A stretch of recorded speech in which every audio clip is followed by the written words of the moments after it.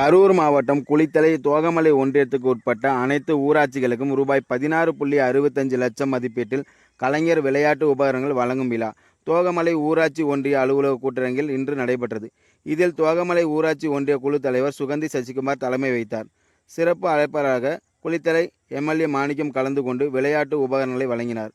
இந்நிகழ்ச்சியில் ஊராட்சி மன்ற தலைவர்கள், ஊராட்சி செயலாளர்கள், தோகமலை ஊராட்சி ஒன்றிய அலுவலக பணியாளர்கள் அனைவரும் உடனிருந்தனர். மற்றும் கிரிக்கெட் பால், கிரிக்கெட் பேக்,